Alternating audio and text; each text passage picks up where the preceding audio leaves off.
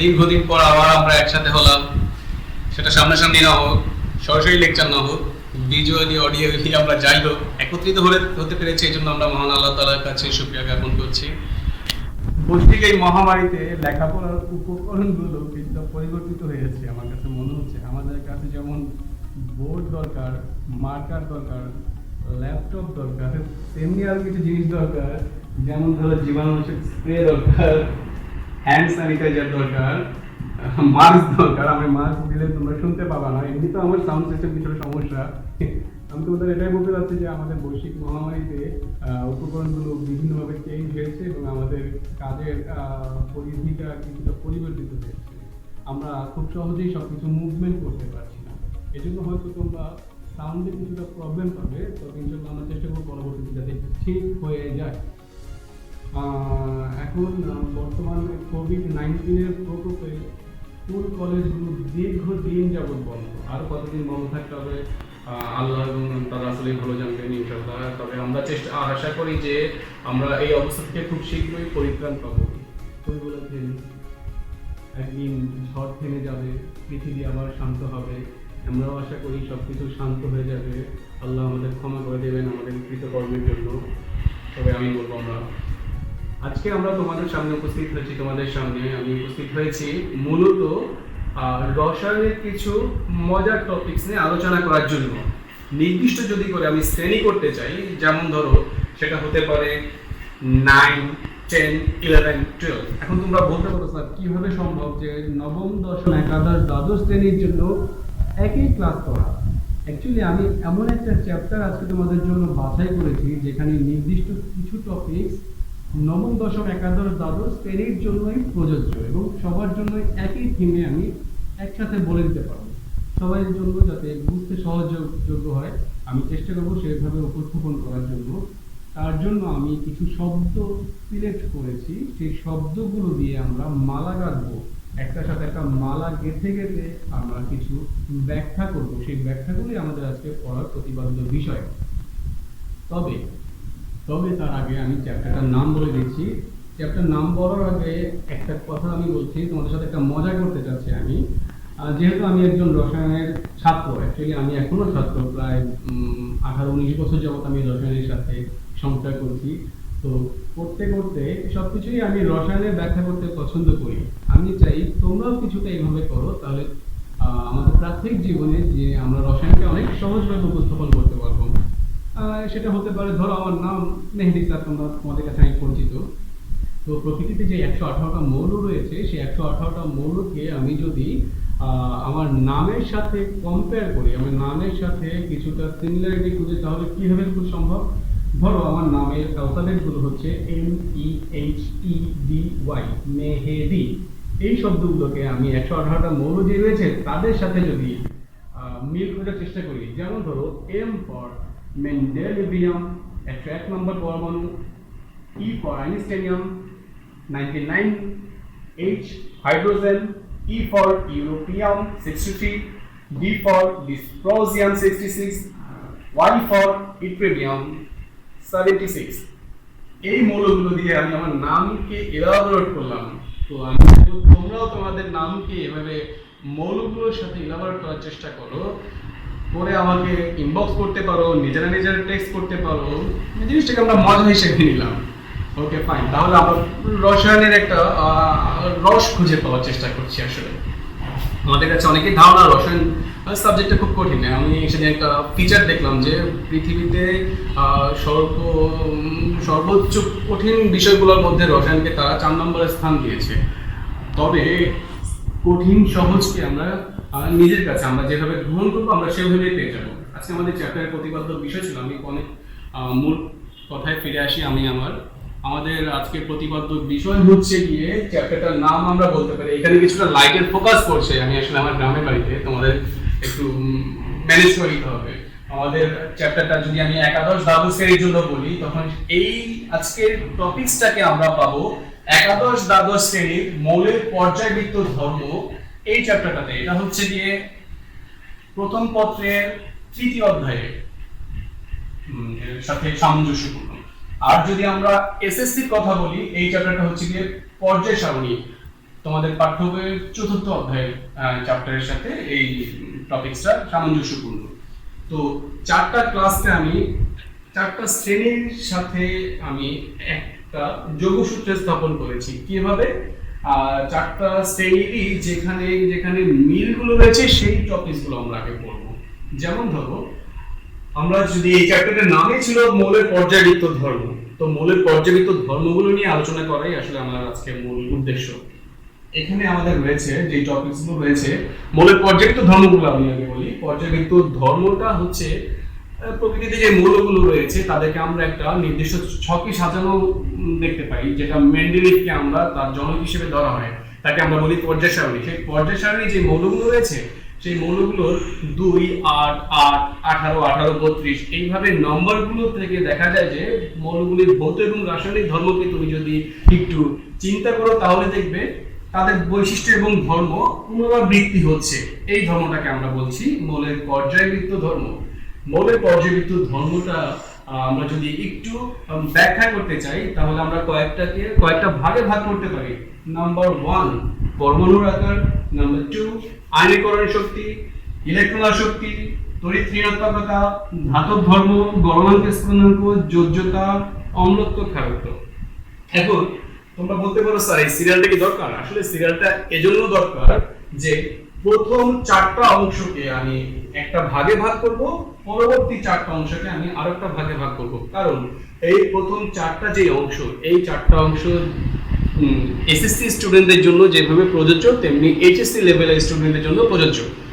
একজন বোর্ড পরীক্ষক হিসেবে আমি বলতে পারি, ঢাকা বোর্ডের পরীক্ষক হিসেবে আমি বলতে পারি যে আমাদের কাছে স্টুডেন্টরা মাঝে মাঝে জিজ্ঞেস করে যে স্যার আসলে লেখাগুলো কিভাবে হবে, বইয়ের মতো লিখবো নাকি নিজের মতো করে লিখবো? আমি তোমাদের একটা কৌতুক দিয়ে বলতে পারি যে এক বাচ্চা পরীক্ষা হলে ঢোকার সময় তার মা তাকে বলে দিয়েছিল যদি কিছু কমন না পড়ে তাহলে কি করবি, বানায় দিয়ে লেখা আসবি যাতে খাতা খালি না থাকে। এখন বাচ্চা লিখতেছে বাট নিউটনের সূত্রটা তার কাছে কমন পড়ে না, তখন সে কি করবে? তখন সে ভাইবা দেখলো মা তো বলছিল বানায় দিয়ে লেখা দিয়ে আসলাম। তো অ্যাজ ইউজুয়ালি পরীক্ষার্থী বের হয়ে আসলো, মা জিজ্ঞেস করে কি বাচ্চা সব লিখছো? এখন বাচ্চা বলে যে আম্মা লিখছি শুধু নিউটনের সূত্রটা বানায় দিয়ে লিখছি। এটা করা যাবে না। তোমরা অবশ্যই ব্যাখ্যামূলক প্রশ্নকে নিজের মতো করে উপস্থাপন করতে পারবে, তবে অবশ্যই মূল থিমটা যাতে চেঞ্জ না হয়। এখন আসলে আমরা মূল কাজে আমরা আসি। তো যেটা আমি বলছিলাম, কেন বলছিলাম একটু আগে উদাহরণটা, জোকসটা, কারণ আমি বলেছিলাম যে তোমরা নিজের মতো করে উপস্থাপন করবা, কিন্তু অবশ্যই মূল নীতিটা, মূল থিমটা যাতে চেঞ্জ না হয়। যেমন ধরো এই যে 4টা অংশ একটু ভালোভাবে খেয়াল করো, পরমাণুর আকার, আয়নীকরণ শক্তি, ইলেকট্রন আসক্তি, তড়িৎ ঋণাত্মকতা। এই 4টা অংশকে আমি একসাথে দেওয়ার অর্থ হচ্ছে গিয়ে এই 4জনের মধ্যে বেশ ভালো সামঞ্জস্যপূর্ণ রয়েছে। কিভাবে? পরমাণু আকারের বৈশিষ্ট্য যা হবে পর্যায়বৃত্ত ধর্ম, বাকি যেই 3টা পরমাণু আছে, পরমাণু না, বাকি যে 3টা বৈশিষ্ট্য আছে 2 নাম্বার, 3 নাম্বার, 4 নাম্বার, এদের বৈশিষ্ট্যগুলো ঠিক তার উল্টোটা হবে। পরমাণুর আকার যা হবে বাকিগুলো তার ঠিক উল্টো হবে, এবং এদের প্রত্যেকের ব্যাখ্যাতে আমরা পরমাণু আকারকে অবশ্যই নিয়ে আসবো। এখন কথা হচ্ছে কি কিভাবে সম্ভব স্যার? এটাই আমরা এখন একটু মজা আকারে দেখব। এদের ব্যাখ্যা করতে গেলে আসলে পরমাণু আকার কিভাবে পরিবর্তিত হচ্ছে পর্যায়বৃত্ত ভাবে। আমরা পর্যায় সারণীতে যদি আমরা 2টা অংশ আমরা ভাবি, একটা হচ্ছে গ্রুপ, একটা হচ্ছে গিয়ে পর্যায়। গ্রুপটা কি ছিল? গ্রুপ হচ্ছে গিয়ে উপর থেকে যে নিচ মৌলগুলোকে সাজানো হয়েছে, যেমন ধরো hydrogen, lithium, sodium, potassium, rubidium, caesium, francium, আমি গ্রুপ 1-এর কথা বলেছি। আবার ধরো গ্রুপ 2, 3 এভাবে 18টা গ্রুপ রয়েছে। একটা পর্যায়ের কথা বলি আমরা, তৃতীয় পর্যায়ের মৌলগুলোর কথা যদি ভাবো, বাম থেকে ডানা যাচ্ছে sodium, magnesium, aluminium, silicon, phosphorus, sulphur, chlorine. এই যে পর্যায় এবং গ্রুপ মৌলগুলো যদি বাম থেকে ডানে যাও অর্থাৎ পর্যায়বৃত্তভাবে যাও, তখন আকারটা বড় হচ্ছে নাকি ছোট হচ্ছে, এটা হচ্ছে পরমাণু আকার। এবং সেম ভাবে উপর থেকে যদি নিচে নামো তখন দেখবা যে পরমাণু আকারটা বড় হচ্ছে নাকি ছোট হচ্ছে। এই ব্যাখ্যাটাকে আমরা বলছি পর্যায়বৃত্ত ধর্ম। তো খুব সহজভাবে যদি আমরা উপস্থাপন করতে চাই, খুব সহজভাবে আমরা উপস্থাপন করতে গেলে আমরা মনে রাখবো, শুধুমাত্র একটা থিম মনে রাখবো যে পরমাণু আকার কি হচ্ছে। পরমাণুর আকার বাম থেকে ডানে গেলে হ্রাস পায়। পরমাণুর আকার বাম থেকে ডানে গেলে হ্রাস পাবে, অর্থাৎ ছোট হতে থাকবে এবং উপর থেকে নিচে গেলে বৃদ্ধি পেতে থাকবে। তার মানে ধীরে ধীরে পরমাণু আকার বড় হতে থাকবে। আমরা যদি একটু বোর্ডে খেয়াল করি তাহলে দেখা যাবে যে আমরা যদি একটা পর্যায়ে বাম থেকে ডানে যাই, আকারটা ছোট হতে থাকবে, উপর থেকে নিচে গেলে বড় হতে থাকবে। এটা হচ্ছে পরমাণুর আকার। ধরুন আমরা একটা মৌলগুলো আঁকলাম, এটা সোডিয়াম ছিল, এটা ম্যাগনেসিয়াম, এটা অ্যালুমিনিয়াম, আর এটা হচ্ছে গিয়ে পটাশিয়াম, এটা রুবিডিয়াম। তার মানে আমি চিত্র অনুযায়ী দেখতে পাচ্ছি বাম থেকে ডানে গেলে আকারটা ছোট হচ্ছে, উপর থেকে নিচে গেলে বৃদ্ধি পাচ্ছে। এই টপিকসগুলো আলোচনা করার জন্য আমি বলেছিলাম যে শব্দের মালা গাঁথবো। আমরা এখন সেই জায়গাটায় চলে আসছি। আসলে শব্দের মালাটা আমরা কিভাবে গাঁথতে পারি? শব্দগুলো কি? 4টা শব্দ। আসলে একজন স্যার এক একভাবে ব্যাখ্যা প্রদান করেন, তো আমার কাছে সহজভাবে যেটা মনে হয়, আমরা যে 4টা শব্দ মনে রাখবো, সেই 4টা শব্দ দিয়ে আমরা ব্যাখ্যাটাকে খুব সহজভাবে উপস্থাপন করতে পারি। নবম, দশম, একাদশ, দ্বাদশ প্রত্যেক শ্রেণীর ছাত্রছাত্রীদের জন্য আমি বলছি 4টা শব্দের মালা গেঁথে কিন্তু আমরা এর সেন্ট অংশের ব্যাখ্যা করতে পারি নিজের মতো করে। যেমন ধরো শব্দগুলো কি কি, আমার মনে হয় তোমরা খাতায় একই সাথে নোট করে ফেলবে নিজের মতো। পরমাণু শব্দগুলো হচ্ছে গিয়ে নাম্বার 1 ইলেকট্রন, নাম্বার 2 নিউক্লিয়াস, স্তর, আকর্ষণ। 4টা শব্দ কি কি? ইলেকট্রন, নিউক্লিয়াস, স্তর, আকর্ষণ। এই 4টা শব্দের আমরা মালা গাঁথা শিখবো আজকে। কিভাবে মালা সম্ভব? বড় ছাত্রছাত্রীরা মালা ভেবে আবার অন্য কিছুকে মিন করা যাবে না, আমরা পড়াশোনাতেই আছি। এবার আসো শব্দগুলো কি কি আমি আবার বলছি, ইলেকট্রন, নিউক্লিয়াস, স্তর, আকর্ষণ। এই শব্দগুলোর আমরা আজকে ব্যবহার শিখব। এখন কি বলেছিলাম? আমি বলেছিলাম পরমাণু আকার যা হবে 2, 3, 4 নম্বর বৈশিষ্ট্য, অর্থাৎ আয়নীকরণ শক্তি, ইলেকট্রন আসক্তি, তড়িৎ ঋণাত্মকতা কি হবে, ঠিক তার বিপরীত হবে। পরমাণু আকার যেহেতু বাম থেকে ডানে গেলে হ্রাস পাচ্ছে, উপর থেকে নিচে গেলে বৃদ্ধি পাচ্ছে, আয়নীকরণ শক্তি কি হবে? তার উল্টোটা। অর্থাৎ আয়নীকরণ শক্তির বেলায় বাম থেকে ডানে গেলে হবে বৃদ্ধি, উপর থেকে নিচে গেলে হবে হ্রাস। সেম ইলেকট্রন আসক্তি, বাম থেকে ডানে গেলে বৃদ্ধি, উপর থেকে নিচে গেলে হ্রাস। তড়িৎ ঋণাত্মকতা সেম, বাম থেকে ডানে গেলে বৃদ্ধি, উপর থেকে নিচে গেলে হ্রাস। তার মানে পরমাণু আকার যা, বাকি 3টার বৈশিষ্ট্য ঠিক উল্টোটা হবে। এবং বাকি 3টার বৈশিষ্ট্য ব্যাখ্যা করতে গেলে আমি অবশ্যই পরমাণু আকার দিয়ে ব্যাখ্যা করব। তার মানে পরমাণু আকারটা ভেরি ইম্পর্টেন্ট, যেটা আমরা 9 লেভেল থেকে শিখে আসতে হবে আমাদের। এবার আসো পরমাণু আকার ব্যাখ্যা করতে গেলে আমি যে 4টা শব্দ বলেছি, সেই 4টা শব্দের ব্যবহার দেখি। আমার মনে হয় তোমরা আমার লেকচারটা শুনলে খুব ভালোভাবে বুঝতে পারবে। এবার আসো, ধরো একটা উদ্দীপকে আমাদের কিছু মৌল দিয়ে দিয়েছে, অবশ্যই মেনশন করে না, সাধারণত এ বি সি এভাবে মৌলগুলোর নাম দেওয়া থাকে। তো বলবে যে কোন মৌলটার আকার ছোট বা কোন মৌলের আকার বড় ব্যাখ্যা করো। তো আমরা জানি যে পরমাণু আকার বাম থেকে ডানে গেলে হ্রাস পায়, উপর থেকে নিচে গেলে বৃদ্ধি পায়। সেটা আমরা একটু আগে বলেছি।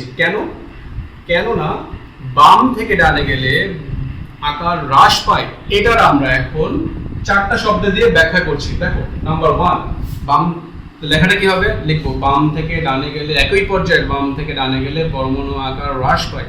কেননা, এবার আসো আমরা শব্দের ব্যবহার দেখি। কেননা বাম থেকে ডানে গেলে নতুন করে একটি করে ইলেকট্রন যুক্ত হয়, কিন্তু নতুন কোনো স্তর যুক্ত হয় না।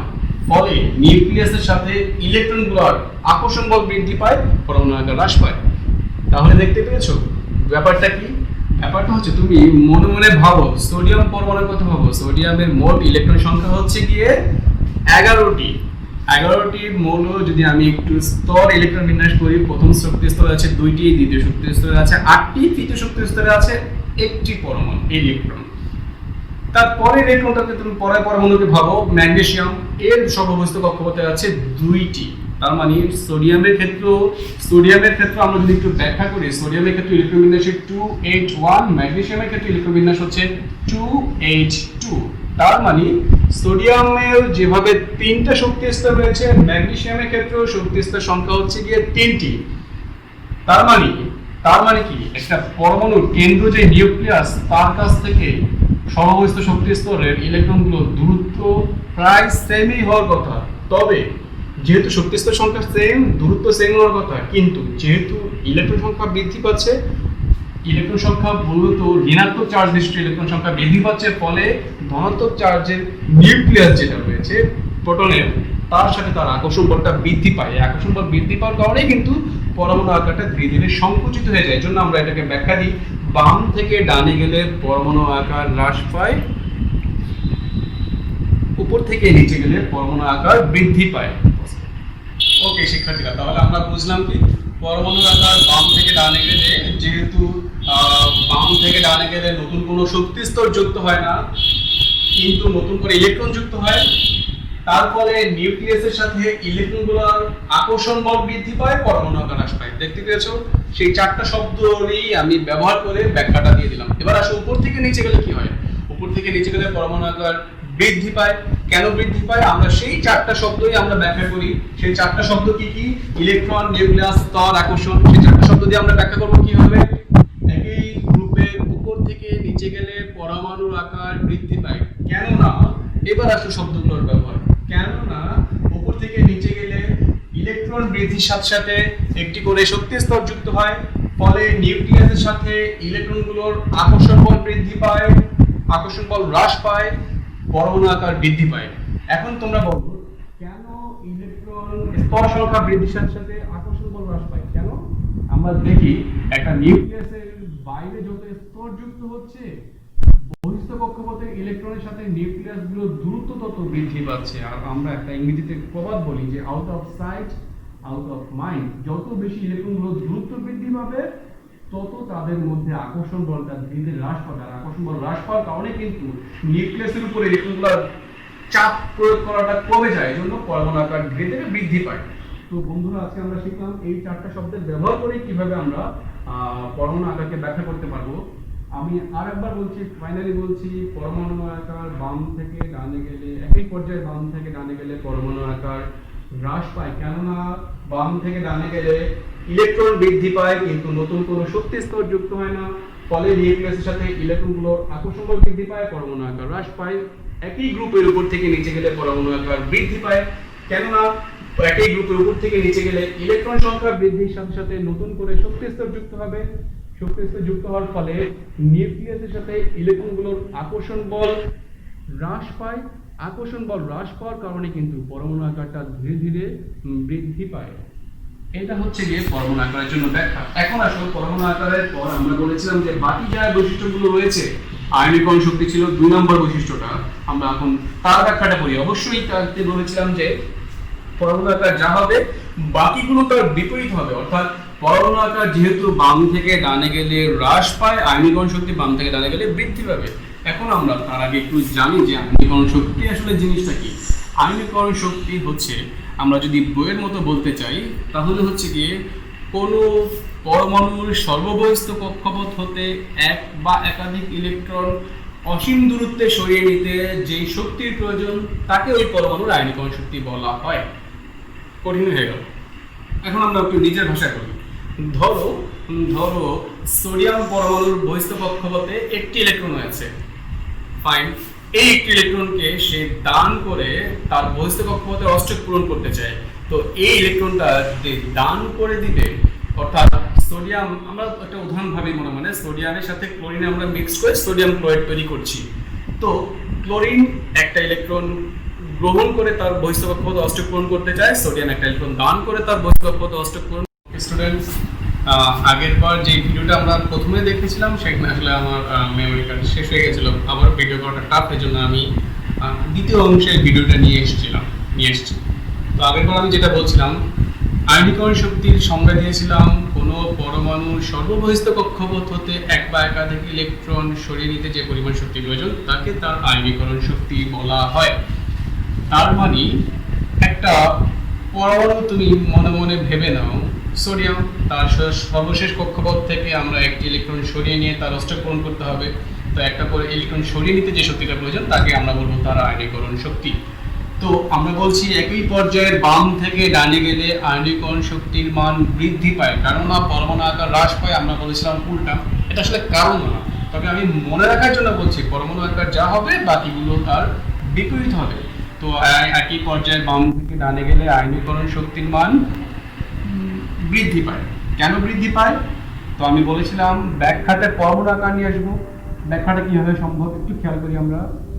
যেহেতু একই পর্যায়ে বাম থেকে ডানে গেলে পরমাণু আকার ধীরে ধীরে হ্রাস পায়, যেহেতু পরমাণু আকার হ্রাস পায়, ধরো পরমাণু আকার যত হ্রাস পাচ্ছে, নিউক্লিয়াসের সাথে বহিস্থ কক্ষপথের ইলেকট্রনগুলোর মধ্যকার দূরত্ব তত কিন্তু কমে যাচ্ছে। আর যত বেশি দূরত্ব কমে যাচ্ছে তত তাদের মধ্যে আকর্ষণ বলটা তীব্র হচ্ছে। আর যত বেশি আকর্ষণ বল তীব্র হবে তত বেশি তাদের মধ্যে ইলেকট্রন নেওয়ার ক্ষেত্রে শক্তিটা বেশি প্রয়োগ করতে হবে। ধরো দুজন মানুষ খুব কাছাকাছি থাকে সবসময় দীর্ঘদিন। আমার বাবা মা প্রায় 52 বছর সংসার করেছেন।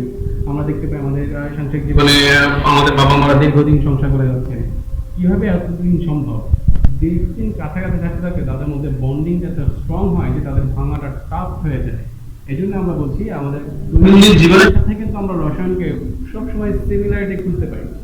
এই জন্য আমরা বলছি যেহেতু বাম থেকে ডানে গেলে পরমাণু আকার ধীরে ধীরে হ্রাস পাচ্ছে, পরমাণু আকার হ্রাস পেলে নিউক্লিয়াসের সাথে ইলেকট্রনগুলোর দূরত্ব হ্রাস পায়, দূরত্ব হ্রাস পাওয়ার ফলে তাদের মধ্যে আকর্ষণ বলটা তীব্র হয়, সেখান থেকে ইলেকট্রন নেওয়াটা টাফ হয়ে যায়। এই জন্য বলছি আমরা পরমাণু আকার বাম থেকে ডানে গেলে হ্রাস পাওয়ার ফলে মূলত আয়নীকরণ শক্তি বৃদ্ধি পায়।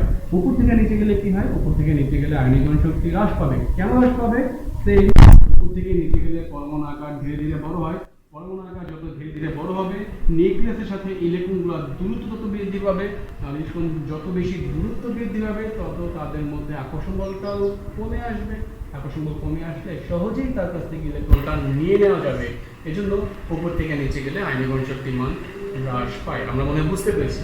তাহলে আমাকে একটু ব্যাখ্যা করো যে নর্মালি আমরা যদি বলি হাইড্রোজেন আর ওদিকে হচ্ছে হিলিয়াম, দুইজনের মধ্যে কার আয়নীকরণ শক্তি বেশি?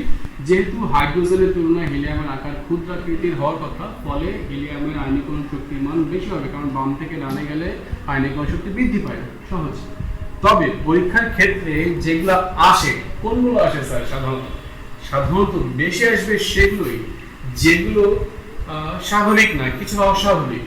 যেমন ধরো আমরা যদি ভাবি কার্বন, নাইট্রোজেন আর হচ্ছে গিয়ে অক্সিজেন, এই তিনটা পরমাণুর কথা ভাবি।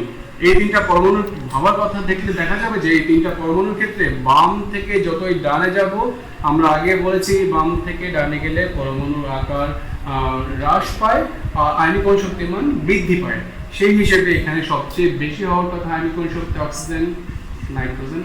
ক্রমটা হওয়ার কথা এইভাবে, আমরা কিন্তু ক্রমটাকে এইভাবে মেনশন করব না। আচ্ছা, যেহেতু আমার কথা অনুযায়ী এখানে অক্সিজেনের আয়নীকরণ শক্তির মান সবচেয়ে বেশি হবার কথা, কিন্তু এখানে কিছুটা ব্যতিক্রম আছে। কেন ব্যতিক্রম? ধরো নাইট্রোজেন আর অক্সিজেনের ক্ষেত্রে নাইট্রোজেনের তুলনায় অক্সিজেন কিন্তু পর্যায় সারণীতে ডানা অবস্থিত, ফলে অক্সিজেনের আয়নীকরণ শক্তি বেশি হওয়ার কথা, কিন্তু প্রকৃতপক্ষে ঘটনাটা কিন্তু উল্টো। নাইট্রোজেনের আয়নীকরণ শক্তি অক্সিজেনের আয়নীকরণ শক্তি অপেক্ষা বেশি। এবং ব্যতিক্রমগুলো কিন্তু আমাদের পরীক্ষার জন্য ইম্পর্টেন্ট, সেটা প্রতিটা শ্রেণীর জন্য। এটা ব্যাখ্যা করার জন্য আমরা এদের ইলেকট্রন বিন্যাসটা করে দেখতে পারি। নাইট্রোজেনের আমরা জানি মোট ইলেকট্রন সংখ্যা 7টি, অক্সিজেনের মোট ইলেকট্রন সংখ্যা 8টি। ইলেকট্রন বিন্যাস করে দেখা গেলে দেখা যাবে যে নাইট্রোজেনের সর্ববহিস্থ কক্ষপথে ইলেকট্রন p অরবিটাল গমন করে 2p, অক্সিজেনের 1s2 2s2 2p4। যেহেতু নাইট্রোজেনের বহিস্থ কক্ষপথের p অরবিটালটি অর্ধপূর্ণ অবস্থায় আছে, বাট অক্সিজেনের এই বহিস্থ কক্ষপথের ইলেকট্রন অর্ধপূর্ণ বা পরিপূর্ণ কোনো অবস্থাতেই নাই, নরমালি 4-এ আছে। সেহেতু আমরা জানি কোনো পরমাণুর বহিস্থ কক্ষপথ যদি অর্ধপূর্ণ থাকে, অরবিটাল যদি অর্ধপূর্ণ বা পরিপূর্ণ থাকে, তখন তাদের স্থিতিশীলতা অনেক বেশি হয়। আর যে যত বেশি স্থিতিশীল হবে তার কাছ থেকে ইলেকট্রন নেওয়া তত বেশি টাফ হয়ে যাবে। এই জন্যই আমরা বলছি যেহেতু নাইট্রোজেনের বহিস্থ কক্ষপথের অরবিটালটি অর্ধপূর্ণ অবস্থায় আছে, তার মানে নাইট্রোজেনের স্থিতিশীলতা বেশি, ফলে নাইট্রোজেনের আয়নীকরণ শক্তি অক্সিজেনের বেশি হবে। তেমনি তোমরা একটা উদাহরণ ভেবে দেখতে পারো, আমি তোমাদের একটু সাহায্য করি। তেমনি আরো উদাহরণ হতে পারে বোরন, বেরিলিয়ামের ক্ষেত্রে বোরনের বাইরে ইলেকট্রন 5, বেরিলিয়ামের হচ্ছে 4। বোরন ইলেকট্রন বিন্যাস করলে পাওয়া যাবে 1s2 2s2 2p1, বেরিলিয়ামের পাওয়া যাবে 1s2 2s2। যেহেতু বেরিলিয়ামের তুলনায় বোরন ডানা অবস্থিত, তার মানে আয়নীকরণ শক্তি বোরনের বেশি হওয়ার কথা, বাট প্রকৃতপক্ষে দেখা যায় বেরিলিয়ামের আয়নীকরণ শক্তির মান বেশি। কেননা বেরিলিয়ামের বহিস্থ কক্ষপথে অরবিটালটি অর্ধপূর্ণ অবস্থায় না, পরিপূর্ণ অবস্থা থাকে, সুতরাং তার স্থিতিশীলতা আরো বেশি, অর্ধপূর্ণ চেয়ে পরিপূর্ণের স্থিতিশীলতা আরো বেশি হয়। ফলে বোরনের তুলনায় বেরিলিয়ামের আয়নীকরণ শক্তির মান বেশি হয়ে যায়। এই হচ্ছে যে ব্যতিক্রমগুলো আমরা বলবো। এইভাবে আমরা আয়নীকরণ শক্তিকে মোটামুটি ব্যাখ্যা করতে পারবো। ওকে স্টুডেন্ট, তাহলে আমাদের দুটো ব্যাখ্যা হয়ে গেল। একটা হচ্ছে পরমাণু আকার, যেটা আমি প্রথম ভিডিওতে চলে, এখন আমরা আয়নীকরণ শক্তির বাকি অংশটা পড়লাম। এখন আমরা পড়বো 3 নম্বর অপশনটা, যেটা হচ্ছে ইলেকট্রন আসক্তি। ইলেকট্রন আসক্তি হচ্ছে, আচ্ছা এটা আমি সহজভাবে তোমাদের বলি। পরমাণু আকার যা হবে, বাকিগুলো বলেছিলাম বাকি 3টা বৈশিষ্ট্য তার ভিন্ন হবে। তার মানে ইলেকট্রন আসক্তি কিন্তু তার ভিন্নতার মধ্যে পড়ে। যেহেতু পরমাণু আকার বাম থেকে ডানে গেলে হ্রাস পায়, তার মানে ইলেকট্রন শক্তি বাম থেকে ডানে গেলে কি হবে? বৃদ্ধি পাবে।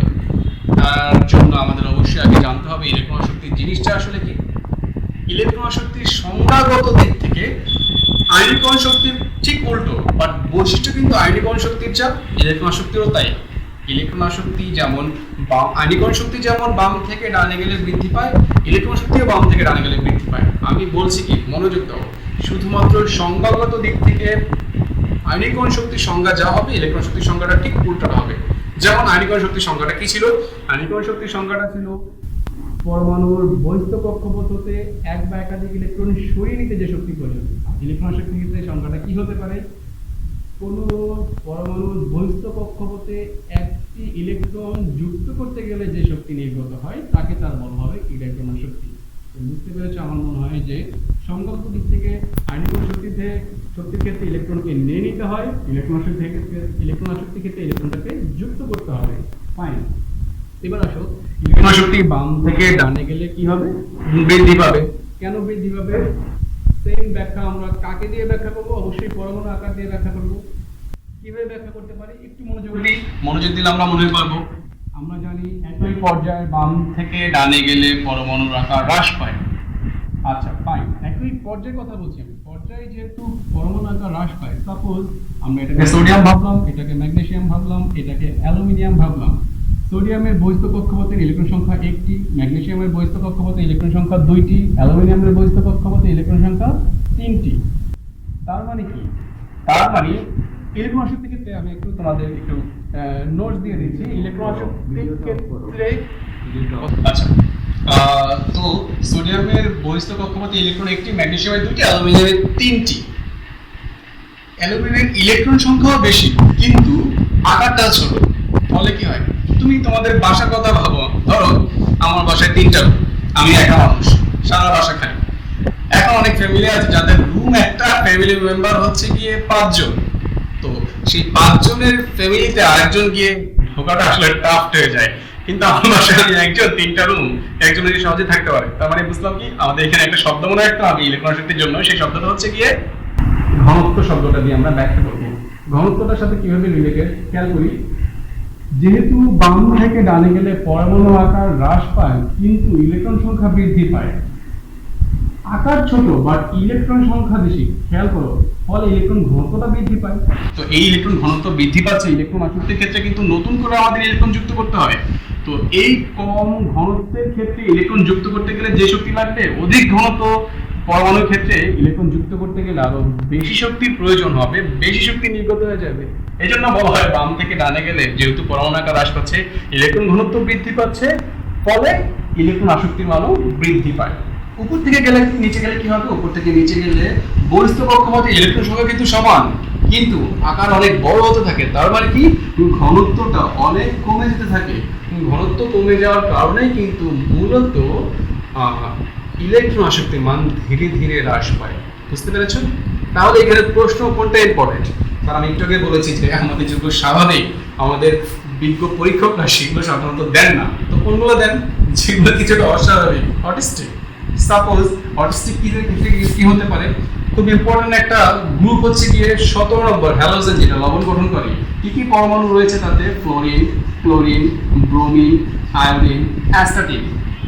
এই গ্রুপটার ক্ষেত্রে তুমি যদি ইলেকট্রন শক্তির ক্রমকে চিন্তা করো, তাহলে কি হবার কথা? যে একই গ্রুপের উপর থেকে নিচে গেলে ইলেকট্রন আসক্তির মান আমি বলেছি হ্রাস পায়। ফলে সবচেয়ে অধিক তড়িৎ পরমাণু ফ্লোরিন হওয়ার কথা, তারপর ক্লোরিন, তারপর ব্রোমিন, তারপর আয়োডিন, তারপর অ্যাস্টাটিন, এইভাবে হওয়ার কথা। কিন্তু এই যে ফ্লোরিন আর ক্লোরিন, সেক্ষেত্রে কিছুটা ব্যতিক্রম দেখা যায়। তার মানে কি? তার মানে হচ্ছে ফ্লোরিনের অপেক্ষা ক্লোরিনের ইলেকট্রন আসক্তির মান বেশি। এই প্রশ্ন আমাদের জন্য ইম্পর্টেন্ট, এবং কেন ব্যাখ্যাটা আমাদের জানতে হবে। আমি একটু সহজভাবে বলে দিই। ব্যাখ্যাটা হচ্ছে গিয়ে ফ্লোরিনের ক্ষেত্রে মূল ব্যাপারটা হচ্ছে গিয়ে ফ্লোরিন পরমাণুর অতিরিক্ত ক্ষুদ্রাকৃতি, অনেকটা বালুন টাইপ পরমাণু, অতিরিক্ত ক্ষুদ্রাকৃতির কারণে এদের সবারই কিন্তু বহিস্থ কক্ষপথে ইলেকট্রন সংখ্যা 7। যেহেতু তারা একই গ্রুপের মৌল, ইলেকট্রন সংখ্যা সমান, কিন্তু ফ্লোরিন পরমাণুর অতিরিক্ত ক্ষুদ্রাকৃতির কারণে এর ইলেকট্রন ঘনত্ব অনেক বেশি, ফলে সেখানে ইলেকট্রন যুক্ত করতে গেলে অধিক শক্তি নির্গত হয়ে যায়। এজন্য ফ্লোরিনের ইলেকট্রন শক্তি অপেক্ষা ক্লোরিনের ইলেকট্রন শক্তির মান বৃদ্ধি পায়। তার মানে এখানে ক্রমটা আসলে হবে, ক্লোরিন আসবে সর্বপ্রথম, তারপর ফ্লোরিন, তারপর ব্রোমিন, তারপর আয়োডিন। ক্রমটা কিছুটা উল্টো যাবে, আর আমাদের ব্যতিক্রমগুলো করতে হবে। এই হচ্ছে কি আমাদের ইলেকট্রন শক্তি সম্পর্কে ব্যাখ্যা। তড়িৎ ঋণাত্মকতা গেলে 4 নম্বর অপশনটা তড়িৎ ঋণাত্মকতা ছিল। এটা জানার জন্য আমাদের সেই 9-10 এর পড়ার মতো পড়তে হবে। আমরা কিন্তু এখনো 9-10 স্ট্যান্ডার্ডে রয়ে গেছি। আমাদের এই টপিকসগুলো কিন্তু সবই 9, 10, 11, 12 প্রত্যেকটা শ্রেণীর জন্য ইম্পর্টেন্ট এবং প্রত্যেকেরই পরীক্ষার মধ্যে কিন্তু বেশ আসে। দেখা যায় এবার তড়িৎ ঋণাত্মকতা কি ছিল আমরা পড়েছিলাম যে আয়নিক বন্ধন হচ্ছে গিয়ে একটি ধাতু আর একটি অধাতুর মধ্যে বন্ধন। আর একটু ব্যাখ্যা করতে গেলে আয়নিক বন্ধন শব্দটা হচ্ছে আয়ন থেকে। আয়ন বলতে কি কি আয়ন দেখতে পাই আমরা? আমরা দুই ধরনের আয়ন দেখতে পাই। আমরা যেমন মানুষের মধ্যে একটা ছেলে একটা মেয়ে বিপরীত দুটো লিঙ্গ দেখতে পাই, তেমনি চার্জের ক্ষেত্রে দুইটা ভিন্ন বৈশিষ্ট্যের চার্জ দেখতে পাই। একটা হচ্ছে ক্যাটায়ন, একটা হচ্ছে গিয়ে অ্যানায়ন। ক্যাটায়ন এবং অ্যানায়ন মিলে যে বন্ধন তৈরি করে সেটাকে বলা হয় আয়নিক বন্ধন। এই আয়নিক বন্ধনের ফলে যৌগটাকে বলা হয় আয়নিক যৌগ। আরেকটা বন্ধন ছিল সেটা হচ্ছে সমযোজী বন্ধন। সমযোজী বন্ধনের ক্ষেত্রে কি হয়? দুইজনেই সেম, দুইজনেই অধাতু, দুইজনেই কিন্তু ইলেকট্রন শেয়ার করে। এই শেয়ারকৃত ইলেকট্রন একজন কিন্তু একটা সময় দেখা যায় কি নিজের দিকে কি করে নেয়? টেনে নেয়। তো নিজের দিকে টেনে নেওয়ার এই প্রবণতাকে, সমযোজী বন্ধনে শেয়ারকৃত ইলেকট্রন নিজের দিকে টেনে নেওয়ার প্রবণতাকে বলা হয় তড়িৎ ঋণাত্মকতা। শব্দটা হচ্ছে কি আমাদের 4 নম্বর ছিল, কিন্তু আমরা এখানে ইলেকট্রন শক্তি পর্যন্ত পড়েছি। নেক্সট টপিকসটা হচ্ছে গিয়ে তড়িৎ ঋণাত্মকতা। তো তড়িৎ ঋণাত্মকতার সংজ্ঞাটা আমি আরেকবার দিই বোঝার সুবিধার্থে। সমযোজী বন্ধনে আবদ্ধ পরমাণু শেয়ারকৃত ইলেকট্রন নিজের দিকে টেনে নেওয়ার ক্ষমতাকে বলা হয় তার তড়িৎ ঋণাত্মকতা। সাপোজ আমরা সবাই রেসলিং দেখি, আমার সাথে আমার ফেভারিট হচ্ছে রোমান রেঞ্জ। ধরো আমি আর রোমান রেঞ্জ যুদ্ধে নামলাম, দেখা গেল কি তার সাথে যুদ্ধে করার ক্ষেত্রে আমার আসলে কোনো অপশনই থাকবে না, আমার তুইলে আসার দিয়ে দেবে। বাট আমি আমার সমশক্তি সম্পন্ন কারোর কাছে যদি যাই তার সাথে কিন্তু আমি বেশ ফাইট দিতে পারবো। ধরো এক প্লেট খাবার আমি আমার সমবয়সী বা আমার সমপর্যায়ে কারোর সাথে শেয়ার করতে গেলাম, দুইজনেই সমানভাবে খাচ্ছি, কিন্তু একজন 10 বছরের বাচ্চার সাথে যদি আমি খেতে বসি তাহলে অবশ্যই খাওয়ার দিকে শুরুর দিকে আমি আর বাচ্চাটা শুরু করলাম, বাট একটা সময় গিয়ে খাবার অবশ্যই আমি বেশি খেয়ে নেব। তড়িৎ ঋণাত্মকতা ব্যাপারটা আসলে কিছুটা সেই ধরনের, যার ইলেকট্রন গ্রহণ করার ক্ষমতাটা বেশি শেয়ারকৃত ইলেকট্রন একটা সময় গিয়ে সে নিজের দিকে কি করে নিবে? টেনে নিবে। এই টেনে নেওয়ার ক্ষমতাকে বলা হবে তড়িৎ ঋণাত্মকতা। তো তড়িৎ ঋণাত্মকতা বাম থেকে ডানে গেলে বৃদ্ধি পাবে, উপর থেকে নিচে গেলেও হ্রাস পাবে। তো স্টুডেন্টস আজকে আমার মনে হয় এতটুকু থাকবে। বাকি যে 4টা অংশ আছে অম্লত্ব ক্ষারত্ব, যোজ্যতা, তারপর বলো গলনাঙ্ক স্ফুটনাঙ্ক, অম্লত্ব ক্ষারত্ব, সেই ব্যাখ্যাগুলো আমরা আগামী ভিডিওতে ইনশাআল্লাহ দিয়ে দিব। তবে আজকে আমরা যতটুকু করেছি তার মধ্যে প্রতিটা শ্রেণীর জন্য নবম, দশম, 11, 12 অর্থাৎ একাদশ, দ্বাদশ প্রত্যেকটা ক্লাসের জন্য কিন্তু খুব ইম্পর্টেন্ট। তোমাদের সামনে যারা এইচএসসি পরীক্ষার্থী তাদের জন্য ইম্পর্টেন্ট। তো আমরা চেষ্টা করবো যে এই দুঃসময়ে আমরা সবাই দূরে দূরে থাকবো, দূরে থেকে আসলে কিন্তু আমরা নিরাপদে থাকবো। একটা বিখ্যাত মোবাইল কোম্পানি একটা অ্যাড দেখেছি কি চমৎকার, যে একসাথে দূরে কাছে থেকে দেশটাকে ভালো রাখি। আমরাও চেষ্টা করবো সবাই দূরে কাছে থাকবো, পড়াশোনা যাতে চালিয়ে যাই। আজকে আগামী দিন ঈদ, আমি সবাইকে আবার ঈদের শুভেচ্ছা জানাচ্ছি। সবার জন্য দোয়া করবো আমরা। ইনশাআল্লাহ আমাদের আবার দেখা হবে, আমরা একটা সুস্থ পৃথিবীতে আবার সবাই একসাথে সামনাসামনি বসে ক্লাস করতে পারবো। সবাই সবার জন্য আমরা দোয়া করবো। সবাইকে ধন্যবাদ।